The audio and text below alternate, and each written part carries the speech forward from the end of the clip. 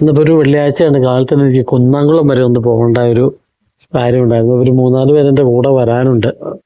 ഞാൻ അതിനുവേണ്ടി കോതമംഗലം ടൗണിൽ എത്തിയതാണ്. കാലത്തെ വല്ല ഒരു 6 മണി ഒക്കെ ആയപ്പോഴത്തേക്കും ഞാൻ കോതമംഗലം ടൗണിലെത്തി. പക്ഷെ അന്നേരമാണ് കൂടെ ഉള്ളവന്മാരെ വിളിച്ചു പറയണത് അവർക്കൊരു 1-1.5 മണിക്കൂർ വൈകും എന്നാ. അപ്പം ഞാൻ ശരിക്കും പെട്ടു. ഇനി തിരിച്ച് വീട്ടിലേക്ക് പോകേണ്ടതായാലും സാധാരണ 1 മണിക്കൂർ എന്ന് നടത്തമുണ്ട്. എന്നാൽ പിന്നെ ആ നടത്തം അങ്ങോട്ട് കഴിഞ്ഞോട്ടെ എന്നുള്ള രീതിയിൽ ഞാൻ കുറച്ച് ഉള്ളിലേക്ക് മാറി. കുറച്ച് ടൗൺ ആണെങ്കിൽ പോലും കുറച്ച് ഉള്ളിലേക്ക് മാറുമ്പോഴത്തേക്കും ഇതുപോലെ മനോഹരമായിട്ടുള്ള നാട്ടിൻപുറ കാഴ്ചകളാണ് കോതമംഗലത്തിനുള്ളത്.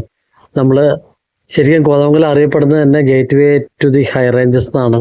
ഒരു കാർഷിക വൃത്തി കൊണ്ട് ജീവിക്കുന്ന ഒരു ആൾക്കാരുള്ള ജനതയുള്ള സ്ഥലമാണ് കോതമംഗലം എന്ന് പറഞ്ഞാൽ. നമ്മുടെ കേരളത്തിലെ മിക്കവാറും എല്ലാ ടൗണുകളിലും ഒക്കെ അങ്ങനെയൊക്കെയാണ്.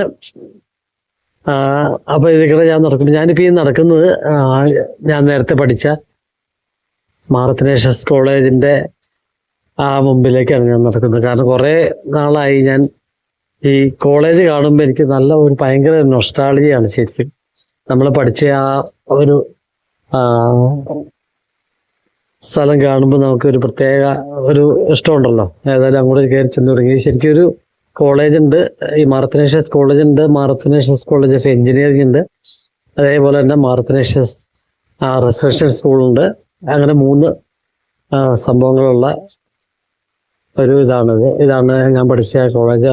മാർ അത്തനേഷ്യസ് കോളേജ് വളരെ മനോഹരമായിട്ടുള്ള ഒരു അടിപൊളി ക്യാമ്പസാണ്. അതേപോലെ കുറേ ഗ്രൗണ്ടുകളും ഈ കോളേജിനോടനുബന്ധിച്ചിട്ടുണ്ട്. കായിക രംഗങ്ങളിലെ ഏറ്റവും മുൻപന്തിയിൽ നിൽക്കുന്ന, പ്രത്യേകിച്ചും കായിക രംഗങ്ങളിലെ ഏറ്റവും മുൻപന്തിയിൽ നിൽക്കുന്ന വിദ്യാലയങ്ങളാണ് ഇവിടെ ഉള്ളത്. സ്റ്റേറ്റ് ലെവലിലൊക്കെ മിക്കവാറും ഫസ്റ്റ് നിങ്ങൾ പലപ്പോഴും വായിച്ചിട്ടുണ്ടാവും. കോതമംഗലം മാർ അത്തനേഷ്യസ് കോളേജ് അല്ലെങ്കിൽ ആർ Basil school, saint George school എന്നൊക്കെ. അതായത് ഇതാണ് കോളേജിൻ്റെ കാഴ്ചകൾ. അതിമനോഹരമായിട്ടുള്ള ഒരു ക്യാമ്പസ്. അതിൻ്റെ മുമ്പിൽ തന്നെ കുറേ വൃക്ഷങ്ങൾ, മിക്കവാറും തെങ്ങൊക്കെ ഉണ്ട്. നേരത്തെ ഞാൻ പഠിക്കുന്ന സമയത്ത് ഇത്രയും ഒരു ഇതുണ്ടായിരുന്നില്ല. എന്നിരുന്നാൽ പോലും ഈ തെങ്ങൊക്കെ ഒന്നും കേട്ടോ, അതിന് വലിയ തെങ്ങുകളൊക്കെ ആ ഒരു 38 കൊല്ലം മുമ്പ് ഉണ്ടായിരുന്നതാണ്. പക്ഷെ ഇത്രയൊന്നും ഉണ്ടായിരുന്നില്ല. അതിൻ്റെ തൊട്ട് താഴെ ഒരു കുന്നിൻ്റെ മുകളിലാണ് കോളേജ് ഇരിക്കുന്നത്.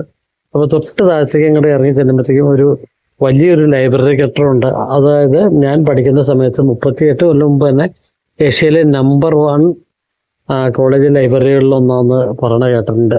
ഈ ഒരു സ്ഥലത്തേക്കൂടെ ആണ് ഞാൻ മെയിൻ റോഡ് ചെന്നിച്ച് വീണ്ടും അതിൻ്റെ ഇങ്ങേ സൈഡിൽ കൂടെ കയറി വരുമ്പോഴുള്ള ഒരു കാഴ്ചകളാണ് ആ കോളേജ് ലൈബ്രറിയുടെ ഒക്കെ. ഏതായാലും ഇപ്പം എന്നെ അവിടുന്ന് കൂട്ടുകാരെ വിളിച്ചു കഴിഞ്ഞു. ഞാനിപ്പോൾ നേരത്തെ ഇവിടെ വന്നിരിക്കുന്നുണ്ട്. അവർ നേരത്തെ വന്നിരിക്കുന്നു. ഞങ്ങൾ തൃശ്ശൂർ ബസ് കയറി യാത്ര തുടങ്ങിയാണ്. അപ്പോൾ ഏകദേശം 8:45 ഇപ്പോൾ സമയം. ഞങ്ങൾ അങ്കമാലിയിലേക്ക് ചെന്നുകൊണ്ടിരിക്കുകയാണ്. അപ്പോൾ അങ്കമാലിയിൽ ടൗണിലേക്ക് ചെല്ലുന്നതിന് മുമ്പുള്ള കുറേ കാഴ്ചകളാണ്. കുറേ പുതിയ കാലത്തിന് നിർമ്മിതികൾ. അതിൻ്റെ ഒപ്പം ഇതേപോലെ തരിശായിട്ട് കിടക്കുന്ന കുറേ ഭാഗങ്ങളുടെ കാഴ്ചകൾ ഒക്കെ കേരളത്തിൻ്റെതായ ആ തനതായിട്ടുള്ള കുറേ കാഴ്ചകളിലൂടെ ഇങ്ങനെ കടന്നു പോകാൻ. ഞാനിപ്പോൾ ഈ ഒരു ഭാഗം കാണിക്കുന്നത് എന്തിനാണെന്ന് വെച്ചിട്ടുണ്ടെങ്കിൽ അങ്കമാലിയിൽ നിന്ന് നമുക്ക് നെടുമ്പാശ്ശേരി വിമാനത്താവളത്തിലേക്ക് വലിയ തിരക്കൊന്നുമില്ലാണ്ട് 6-7 കിലോമീറ്റർ കൊണ്ട് ഓടിയെത്താവുന്ന ഒരു വഴിയുണ്ട്. ആ ഒരു വഴിയുടെ മുമ്പിലൂടെയാണ് ഈ MC റോഡ് പോകുന്നത്. അതായത് കേരളത്തിലെ 2 മെയിൻ റോഡുകൾ, ഒന്ന് MC റോഡ് സ്റ്റേറ്റ് ഹൈവേ 1 അതേപോലെ തന്നെ NH47 ഇപ്പോൾ 746 എന്നാണ് തോന്നുന്നു അറിയപ്പെടുന്നത്. ഏതായാലും ആ 2 റോഡുകൾ സംഗമിക്കുന്ന, അതായത് MC റോഡ് തുടങ്ങുന്നതേ അങ്കമാലിയിൽ നിന്നാണ് കേശവദാസപുരം വരെ. നമ്മൾ മിക്കവാറും അത് കണ്ടിട്ടുണ്ടാവും. അപ്പോൾ ഇപ്പം ആ കഴിഞ്ഞു പോയ ലെഫ്റ്റിലേക്കുള്ള റോഡായിരുന്നു അങ്ങോട്ട് ചെല്ലുന്ന നെടുമ്പാശ്ശേരി രാജ്യാന്തര വിമാനത്താവളത്തിലേക്കുള്ള ആ ഒരു വഴി. അപ്പോൾ അത് കഴിഞ്ഞ് ടൗണിലേക്ക് ഞങ്ങൾ കയറി ചെന്നുകൊണ്ടിരിക്കുകയാണ്. അപ്പോൾ അതിൻ്റെ കാഴ്ചകൾ, ടൗണിൻ്റെ കാഴ്ചകളൊക്കെ ഒന്നിന് കണ്ടു തുടങ്ങിയിരിക്കുന്നു.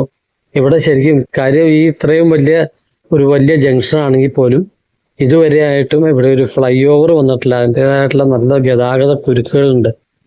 ഈ ലിറ്റിൽ ഫ്ലവർ ഹോസ്പിറ്റലിൻ്റെ മുമ്പിൽ നിന്ന് വലത്തോട്ട് തിരിഞ്ഞ് നേരെ തന്നെ KSRTC ബസ് സ്റ്റാൻഡിലേക്ക് ചെന്ന് കയറാം. അപ്പോൾ അതിനുവേണ്ടി ആ ഒരു വഴിയിലൂടെയാണ് ഇപ്പോൾ പോയിക്കൊണ്ടിരിക്കുന്നത്. ഇവിടുന്ന് കുറച്ച് മുമ്പോട്ട് പോയിട്ടുണ്ടെങ്കിൽ KSRTC ബസ് സ്റ്റാൻഡിലേക്ക് ചെന്ന് കയറും. ബസ് സ്റ്റാൻഡിലേക്കാണ് ഞങ്ങൾ പോയിക്കൊണ്ടിരിക്കുന്നത്. കേരളത്തിൽ തന്നെ ഏറ്റവും നല്ല രീതിയിൽ KSRTC പണി കഴിപ്പിച്ച് നല്ല രീതിയിൽ പോയിക്കൊണ്ടിരിക്കുന്ന ഒരു ബസ് സ്റ്റാൻഡാണ് അങ്കമാലിയിലേത്. അതായത് ആ കാഴ്ചകളിലേക്കാണ്, ബസ് സ്റ്റാൻഡിന്റെ കാഴ്ചകളിലേക്കാണ്. അവിടുന്ന് ബസ് ഇറങ്ങി വന്ന് കാണാം. പക്ഷെ ഇവിടെ ഒരു സിഗ്നൽ ഉണ്ട്, അതുകൊണ്ട് തന്നെ അങ്ങോട്ട് കയറി പോകാൻ നേരത്തും ഒക്കെ ചിലപ്പോൾ നല്ല രീതിയിലുള്ള ബ്ലോക്ക് കിട്ടാൻ സാധ്യതയുണ്ട്. ഇവിടുന്ന് കടന്നു പോകാന്ന് വെച്ചാൽ ഇച്ചിരി ബുദ്ധിമുട്ടാണ്. നമ്മൾ അങ്കമാലി പാസ് ചെയ്യാന്ന് വെച്ചാൽ തിരക്കുള്ള ദിവസങ്ങളിൽ. അപ്പൊ ആ അങ്കമാലിയിലെ KSRTC കെട്ടിടങ്ങളുടെ മനോഹരമായ കാഴ്ചകൾ, അതുപോലെ ഏറ്റവും ആധുനിക രീതിയിൽ പണി കഴിപ്പിച്ചിട്ടുള്ള ഒരു ബസ് സ്റ്റാൻഡാണ്. അതുപോലെ തന്നെ ഒരുവിധം നല്ല ലാഭത്തിലുമാണ്. കാരണം ഒരുപാട് 2-3 സിനിമാ തിയേറ്ററുകളും അതേപോലെ കുറേ വ്യാപാര സ്ഥാപനങ്ങളും ഒക്കെ ഉണ്ട്. ഏതാണ്ട് ടൗണിൻ്റെ ഒത്തു നടക്കുള്ളതുകൊണ്ട് നല്ല രീതിയിൽ തന്നെ നടന്നു പോകുന്ന ഒരു കെട്ടിട സമുച്ചയവും ഒക്കെയാണ് ഇവിടെ ഉള്ളത്. അവിടെ ചെന്ന് നമ്മൾ ജസ്റ്റ് ആളെയൊക്കെ കയറ്റി ഇറക്കി അങ്ങ് പുറത്തേക്ക് പോവാണ്.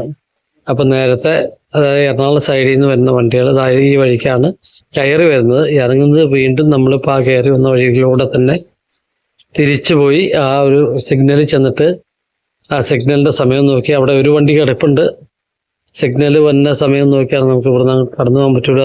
അതുകൊണ്ട് തന്നെ ഒരു ന്യായമായിട്ടുള്ള ഒരു സമയം നമുക്കിവിടെ നഷ്ടമാണ്. അങ്കമാലി കടന്നു പോകുമ്പോഴത്തേക്കും ശരിക്കും ഒരു ഫ്ലൈ ഓവർ വന്നാൽ തീരാവുന്നേ ഉള്ളൂ. പക്ഷേ ഫ്ലൈ ഓവർ വന്നാൽ തന്നെ മിനിമം ഒരു 6-7 മാസമെങ്കിലും, ഇവിടെ 7 മാസം തീരുന്ന എനിക്ക് തോന്നുന്നില്ല. ഏതായാലും അതിൻ്റെ പണികളും താമസിക്കാണ്ട് തുടങ്ങുന്ന പ്രതീക്ഷിക്കാം. ഏതായാലും ആ സിഗ്നല് ഞങ്ങൾ മറികടന്ന് ഫ്രണ്ടിലേക്ക് പോയിക്കൊണ്ടിരിക്കുകയാണ്. അത് ആ സമയത്ത് റോഡ് സൈഡിലുള്ള കുറേ വ്യാപാര സ്ഥാപനങ്ങളുടെ ഓപ്ഷൻസ് എന്ന് പറഞ്ഞ ഒരു വസ്ത്രക്കടയുടെ ഷോറൂമാണ്. അതേപോലെ തന്നെ ഒരുപാട് വ്യാപാര സ്ഥാപനങ്ങളുണ്ട്. ഇപ്പം ഇനിയുള്ള പോകുന്ന വഴിക്കാണ് ശരിക്കുമുള്ള വെല്ലുവിളികൾ ഇപ്പോൾ തുടങ്ങുക. അതായത് ചിറങ്ങര, ഇത് കരയാമ്പറമ്പ് പാലത്തിൽ കൂടിയാണ് നമ്മളിപ്പോൾ പോയിക്കൊണ്ടിരിക്കുന്നത്. ഇവിടെയുണ്ട് ഒരു സിഗ്നല്. ആ സിഗ്നൽ തന്നെ ന്യായമായിട്ടുള്ള സമയം നമുക്ക് കളയാം. അതായത് അവിടെ കഴിഞ്ഞ് നേരെ കറുകുറ്റിയിലേക്ക് എത്തിയിരിക്കുന്നു. കറുകുറ്റിയിൽ വരുമ്പോൾ ഉള്ളൊരു കാഴ്ച, നമുക്ക് ഏറ്റവും വിഷമമുള്ളൊരു കാഴ്ച ഇതാണ്. ഇവിടെ നേരത്തെ പ്രീമിയർ കേബിള് എന്ന് പറഞ്ഞൊരു സ്ഥാപനം ഉണ്ടായിരുന്നതാണ്. അതിപ്പോൾ ഇല്ല.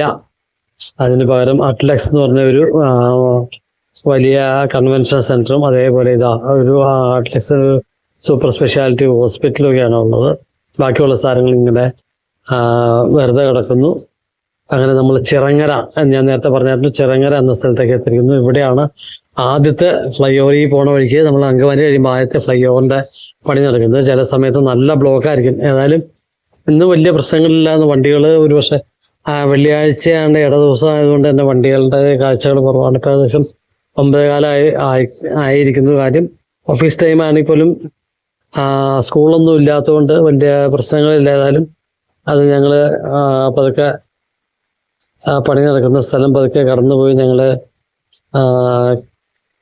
കൊരട്ടിയിലേക്ക് എത്തിയിരിക്കുന്നു. കൊരട്ടിയിൽ വരുമ്പോഴുള്ള ഒരു കാഴ്ചകളും ഇതൊക്കെയാണ് കൊരട്ടിയിലെ കാഴ്ചകൾ. അനുദിനം നല്ല രീതിയിൽ തന്നെ വളർന്നുകൊണ്ടിരിക്കുന്ന ചെറിയൊരു ഒരു ജംഗ്ഷനാണ് കൊരട്ടി എന്ന് പറയുന്നത്. അപ്പോൾ കൊരട്ടിയിൽ ജസ്റ്റ് നിർത്തി വീണ്ടും ഞങ്ങൾ യാത്ര പോയിട്ടാണ്. ഇനിയുള്ള മുരിങ്ങൂർ എന്ന് പറഞ്ഞ സ്ഥലത്ത് ഒരു ഫ്ലൈ ഓവറിന്റെ പണി നടക്കുന്നുണ്ട്. അതുപോലെ പേരാമ്പ്ര എന്ന് പറഞ്ഞ സ്ഥലത്ത്, അത് പോകുന്ന വഴിക്ക് കാണിച്ചു തരാം. ബാക്കിയുള്ള 2 സ്ഥലങ്ങളുടെ, അതുപോലെ അങ്ങനെ 1-2 സ്ഥലത്തും കൂടെ അമ്പല്ലൂർ പണി നടക്കുന്നുണ്ട്. അങ്ങനെയുള്ള കുറേ കാഴ്ചകളിലേക്കൂടെ നമുക്ക് പോകേണ്ടതായിട്ടുണ്ട്. നമ്മൾ ഈ കടന്നു പോണ വഴിക്ക് തന്നെ ഇപ്പോൾ മുരിങ്ങൂരാണ് നമ്മൾ പാസ് ചെയ്തുകൊണ്ടിരിക്കുന്നത്. മുരിങ്ങൂർ ചെല്ലുമ്പോഴത്തേക്കും നമുക്ക് അവിടെ ഒരു ധ്യാന കേന്ദ്രമുണ്ട്. ധ്യാന കേന്ദ്രത്തിന്റെ മുമ്പിലൂടെ നമ്മൾ ഇനി അടുത്ത കാഴ്ച എന്ന് പറയുന്നത് കുറേ വെറുതെ ഇട്ടിരിക്കുന്ന സ്ഥലങ്ങളൊക്കെ ഉണ്ട് കേട്ടോ അവിടെ. അത് കഴിഞ്ഞ് അങ്ങ് ചെല്ലുമ്പോഴത്തേക്കും ചാലക്കുടി പുഴയുടെ കാഴ്ചകളാണ്. ഏറ്റവും റീസെന്റ് ആയിട്ട് ഒരു നെഗറ്റീവായിട്ടുള്ള വാർത്തയാണ് നമുക്ക് ചാലക്കുടി പുഴയിൽ മുതലകളുടെ സാന്നിധ്യം ഉണ്ടെന്ന് പറഞ്ഞ് കേൾക്കാൻ പറ്റുന്നത്. അതായത് ഇവിടെ ഒന്നും നമുക്ക് ഇറങ്ങി കുളിക്കാൻ ഇനി ഒരു പക്ഷെ സാധിച്ചേക്കില്ല എന്നുള്ളത്. നമ്മൾ ആ ചാലക്കുടി പുഴ കഴിഞ്ഞ് വരുമ്പോൾ ഈ കാണുന്നത് ദിലീപിന്റെ D സിനിമാസ്, അതിനോട് തൊട്ട് ചേർന്നത് വേറൊരു തിയേറ്റർ സമുച്ചയം കൂടെ. ഇനി കുറച്ച് ഫ്രണ്ടിലേക്ക് ചെല്ലുമ്പോഴത്തേക്കും ഉള്ള ഒരു കാലത്ത് കേരളത്തിലെ 2ാം നമ്പർ തിയേറ്റർ എന്നറിയപ്പെട്ടിരുന്ന ചാലക്കുടി സുരഭി തിയേറ്ററിന്റെ ഒരു കാഴ്ചകളുണ്ട്. അതിൻ്റെ ഇടയ്ക്ക് ഒരു സ്റ്റോപ്പ് ഉണ്ട് കണ്ടോ. ചാലക്കുടിയൊക്കെ വളരെയേറെ മാറിയിരിക്കുന്നു. പുതിയ കാലത്തിന്റെ ഒരുപാട് കെട്ടിടങ്ങളും നിർമ്മിതികളും ഒക്കെ വന്നിരിക്കുന്നു. അതുപോലെ ബസ് സ്റ്റാൻഡൊക്കെ നല്ല അടിപൊളിയുള്ള രീതിയിലൊക്കെ ആയിരിക്കുന്നു. പ്രൈവറ്റ് നമ്മുടെ മുനിസിപ്പൽ ബസ് സ്റ്റാൻഡിന്റെ തൊട്ട് മുമ്പിലൂടെയാണ് അപ്പോൾ ഇപ്പോൾ പോയിക്കൊണ്ടിരിക്കുന്നത്. അങ്ങനെ നമ്മൾ സുരഭി തിയേറ്ററിന്റെ കാഴ്ചയിലേക്ക് ഈ ഇടത്ത് വശത്ത് ചെറിയൊരു ചെരിഞ്ഞ ഇത് കാണുന്നതാണ് സുരഭി തിയേറ്റർ. ഇതാണ് സുരഭി തിയേറ്ററിന്റെ കാഴ്ചകൾ. അത് കഴിഞ്ഞ് KSRTC സ്റ്റാൻഡിലേക്ക്.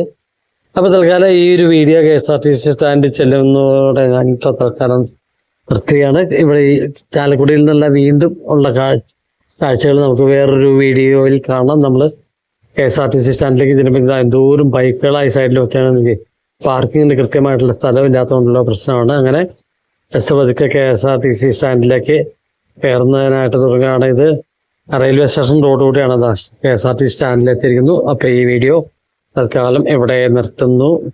അപ്പോൾ ഗുഡ് ബൈ. വീണ്ടും ഒരു വീഡിയോ കാണാം. Good bye once again.